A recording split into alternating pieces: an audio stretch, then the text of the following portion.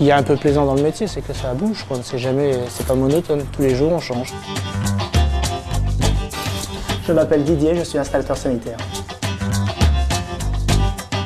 Notre métier, c'est installateur sanitaire. Sinon, on peut toujours dire encore comme dans le temps, plombier. Mais tout ce qui est sanitaire, c'est tout plomberie, c'est tout ce qui est alimentation d'eau, évacuation. Nous, dans notre entreprise, on est plus polyvalent. On est obligé, vu qu'on n'est pas tellement nombreux, de faire aussi bien du chauffage que du sanitaire, quoi. Là, je suis en train de gratter les parties métalliques du chauffe-eau, c'est-à-dire les filetages, pour qu'on puisse faire un joint de filasse dessus pour faire l'étanchéité entre les deux raccords. Nous sommes dans une école, nous sommes en train d'installer toute une installation de chauffage et de sanitaire. Et c'est la partie visuelle de notre métier, la plus visuelle. Et puis bon, c'est toujours agréable de mettre de l'eau chaude et de l'eau froide aux gens.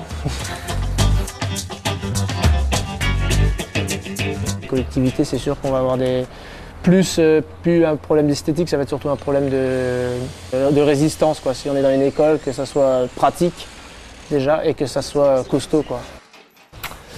Ben voilà, ici c'est la chaufferie de l'école. Le plaisir, c'est surtout de faire des choses, pour moi, que ça soit ordonné, qu'on rentre, que ça soit à peu près agréable à l'œil.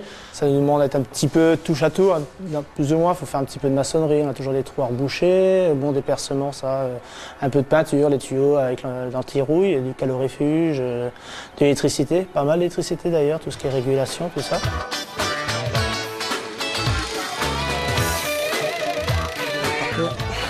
Non, les écrous, il n'y a pas besoin de passer.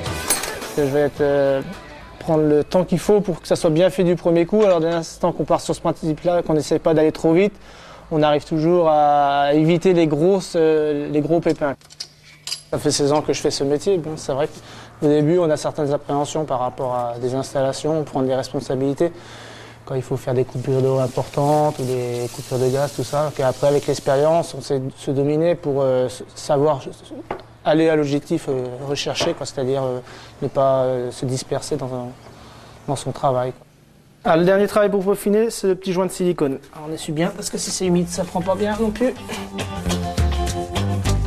La conscience professionnelle, c'est de pouvoir dormir tranquille le soir en sachant qu'on n'a pas fait de choses qui ne seraient pas professionnelles. Mes objectifs, pour l'instant, c'est surtout de bien apprendre mon métier, parce que j'ai encore pas mal à apprendre.